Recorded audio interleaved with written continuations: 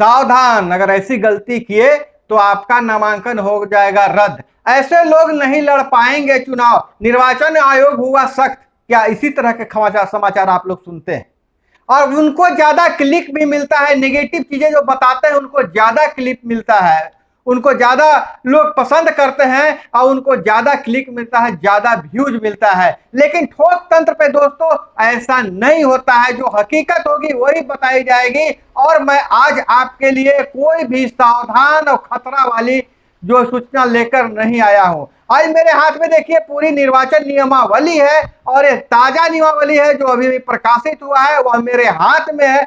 मैं आपको बताऊंगा, ऐसा ट्रिक्स बताऊंगा कि आपका नामांकन कभी रद्द नहीं होगा। और ऐसा ही नहीं, किसी का नामांकन कैसे रद्द हो जाएगा? अब किसी को चुनाव लड़ने के कि जो अधिकार है वो कैसा समाप्त किया जा सकता है? यह सब बिल्कुल डराने वाले खबर मैं नहीं देता हूं दोस्तों। और यही कारण है कि चैनल मेरा है, चैनल का ग्रोथ थोड़ा धीरे धीरे हो रहा है, क्योंकि मैं सच्ची और अच्छी खबरें देना चाहता हूं। और इसके लिए जो एक बार यहां पर आते हैं वो हमारे बनकर रह जाते हैं। तो दोस्तों आज हम आपको बताएंगे कि आपका निर्वाचन कैसे रद्द हो सकता है और कैसे नहीं रद्द हो सकता है। कौन सी गलतफहमियां हैं जिसको आप जानते हैं कि ऐसा करने पर वो नामांकन रद्द हो जाएगा, लेकिन हकीकत वह नहीं है। इस मामले में राज्य निर्वाचन आयोग बहुत जरा सकारात्मक नियम बनाया है, उसे आपको जानना जरूरी है। नमस्कार दोस्तों, मैं आपका दोस्त अभय कुमार, आप देख रहे हैं ठोक तंत्र। तो दोस्तों आज हम बात करते हैं नाम निर्देशन पत्र की समीक्षा, मतलब उसकी जांच। आपने नामांकन कर दिया तो उसकी जांच होगी। उस जांच में गलत पाए जाने पर उनका नामांकन रद्द हो सकता है। तो हम देखते हैं कि कौन सी परिस्थितियों में नामांकन रद्द हो सकता है। तो सबसे पहला बात यह है कि पंचायती राज अधिनियम 2006 नियम 41 में नाम निर्देशन पत्र की समीक्षा के बारे में प्रावधान किए गए हैं, जिसका अनुपालन पूर्ण रूपेण किया जाएगा। यह तो बात सबको जान रहे हैं, पिछली बार भी ऐसा ही हुआ था। जो संबंधित चरणों के निर्मित पत्र 5 में अंकित हो गया है, जो पत्र 5 से इसको जारी कर दिया गया है। अब देखिए समीक्षा के दौरान जो नाम लेने का, स्वीकृत करने का और अस्वीकृत करने का अधिकार सिर्फ निर्वाची पदाधिकारी को ही होगा। सहायक निर्वाची पदाधिकारी का नाम निर्देशन पत्र अस्वीकृत या स्वीकृत करने के संबंध में स्पष्ट प्रतिवेदन निर्वाची पदाधिकारी के समक्ष दे सकते हैं। आप यह जान लीजिए कि आपके नामांकन पत्र को रद्द करने का अधिकार सिर्फ निर्वाची पदाधिकारी को होगा, हालांकि और स्वीकृत करने का, हालांकि आप जमा किसी भी टेबल पर कर सकते हैं। लेकिन अगर सहायक निर्वाची पदाधिकारी आप स्वीकृत या उसको रद्द करना भी होगा उनको, तो एक स्पष्ट जो चिट्ठी है उसको सिर्फ अनुशंसा कर सकते हैं निर्वाची पदाधिकारी के लिए। यह तो हो गई है जानकारी, नियम की जानकारी। और नाम निर्देशन पत्र जहां प्राप्त हुआ है उसी क्रम में समीक्षा का कार्य किया जाएगा। आप यह जान लीजिए कि नाम निर्देशन पत्र जिस क्रम में, जैसे पहला नंबर पे जो दिया, दूसरा नंबर पे दिया, तीसरा नंबर पे दिया, उसी क्रम में उसकी जांच भी होगी, समीक्षा भी उसी क्रम में होगा। समीक्षा के दौरान इच्छुक अभ्यर्थी और उनके निर्वाचन अभिकर्ता या प्रस्तावक नियत तिथि, स्थान एवं समय पर उपस्थित रह सकते हैं। हमको अगर शक है कि हम जो नामांकन किए हैं लेकिन वहां जो मेरा विपक्षी है वह जो अधिकारी को मिला लिया है और हमने जाति प्रमाण पत्र उसमें डाला है और अपना जो वोटर क्रमांक के लिए साक्ष्य डाला है, वहां हो सकता है कि हमारा जो प्रतिद्वंदी है अधिकारियों को मिला के एक कागज गायब कर दे, तो मेरा नामांकन रद्द करवाने के लिए। लेकिन आपको अधिकार है कि अगर आपको ऐसा शक है तो आप उनसे समय और स्थान पूछ लीजिए, आप अपने नामांकन पत्र के जांच के दौरान वहां उपस्थित रह सकते हैं, आपको अधिकार है। और हम बात कर लेते हैं कि अभ्यर्थी अधिनियम के द्वारा किसी भी स्थान हेतु निर्वाचन किए जाने के लिए निहित पत्र में वह भर सकता है। किसी भी स्थान के लिए जहां उसको मतलब अधिकार मिला है वहां भर सकता है नामांकन और उसका स्वीकृत होगा। और इसी तरह प्रस्तावक नाम निर्देशन पत्र में हस्ताक्षर करने के लिए निर्हित है। आपको देखिए, हम यह बात बता रहे हैं कि रद्द कौन कौन सी परिस्थिति में होगी। जहां आपका नाम नहीं है, आपने नामांकन कर दिया, वहां अस्वीकृत हो सकता है।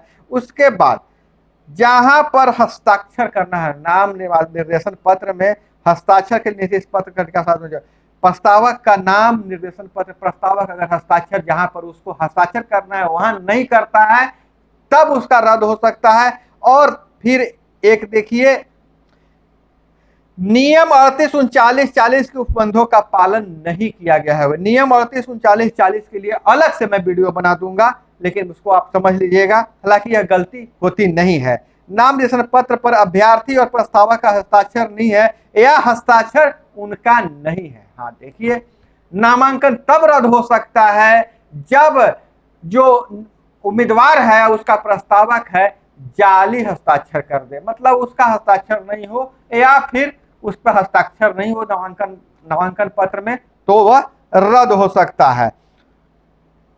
और फिर कब रद्द हो सकता है, तो यह भी देख लीजिए। स्पष्ट जो निर्देश है, यह मतलब राज्य निर्वाचन आयोग की चिट्ठी के अनुसार मैं बता रहा हूं कि अभ्यर्थी अगर ऐसे स्थान से नामांकन कर देता है जो आरक्षित है किसी के लिए और उसके लिए आरक्षित नहीं है, जैसे अनुसूचित जाति जनजाति के लिए आरक्षित हो, पिछड़ा अति पिछड़ा के लिए आरक्षित हो, लेकिन दूसरा जो जिनके लिए आरक्षण नहीं है, अगर वो कर देते हैं तो उनका नामांकन रद्द हो सकता है। अब आप सोच रहे होंगे कि अनुसूचित जनजाति वाला में अगर अति पिछड़ा कर देगा तो रद्द होगा, लेकिन अगर अति पिछड़ा वाले में अनुसूचित जनजाति वाली करेंगे तो क्या होगा, तो उस समय भी रद्द हो जाएगा। इसलिए जहां अगर आरक्षित है, अगर आप उस कोटि में नहीं है, तो वहां नामांकन दाखिल नहीं करें।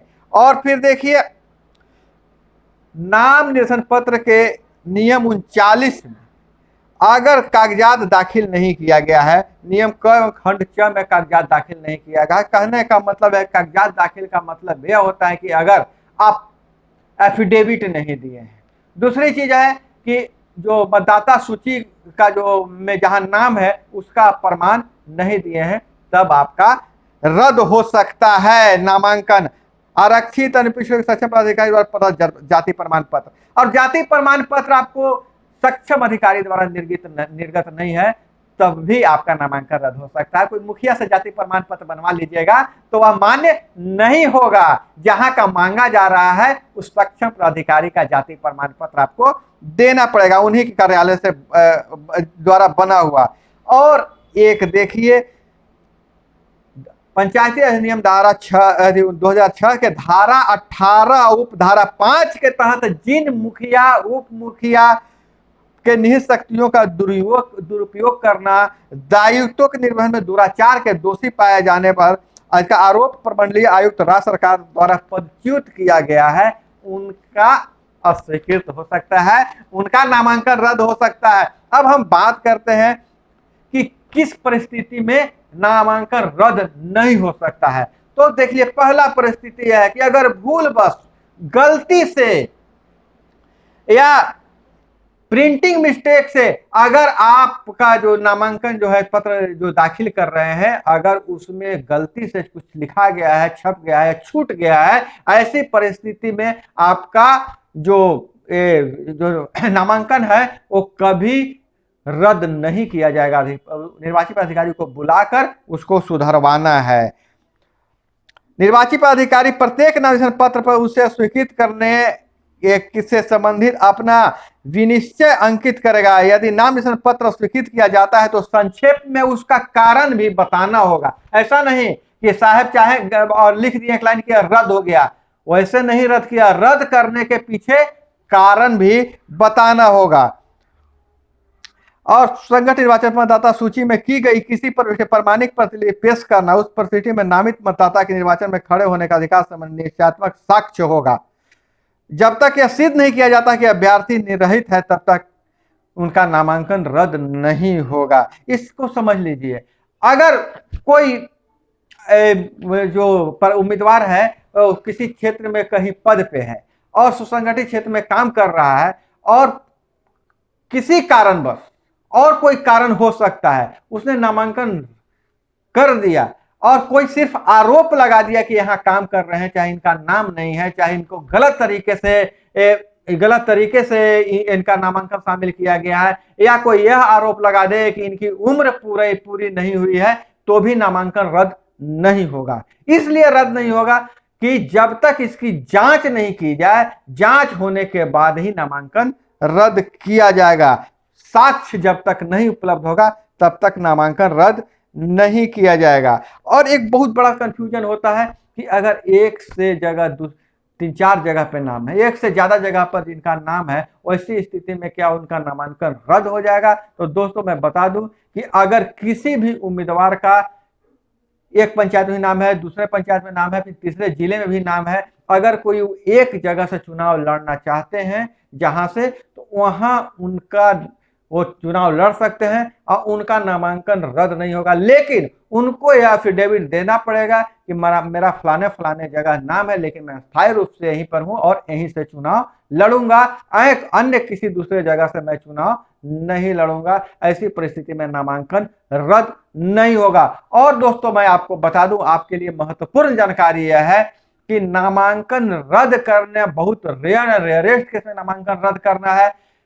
अधिकारियों को अगर कोई कागजात छूट गया है, कहीं पर वो कुछ लिखना भरना भूल गए हैं, वैसी परिस्थिति में निर्वाची पदाधिकारी को उस उम्मीदवार को बुलाना है और उसमें सुधरवाना है, उससे कागजात मांगना है। अगर कागजात उपलब्ध नहीं कर पाया तभी नामांकन रद्द किया जा सकता है। तो दोस्तों यह थी महत्वपूर्ण जानकारी, जो बहुत ज्यादा कंफ्यूजन लोगों को रहती है कि नामांकन रद्द हो जाएगा। तरह तरह के न्यूज चैनल खबर लाते रहते हैं, डराते रहते हैं आप लोगों को, तो डरने की जरूरत नहीं है। आप सही जानकारी के लिए ठोक तन से जुड़े रहिए और आपको यहाँ पर सही जानकारी मिलेगी, जो बिल्कुल ही ऑथेंटिक जानकारी मैं देने का प्रयास करता हूं दोस्तों।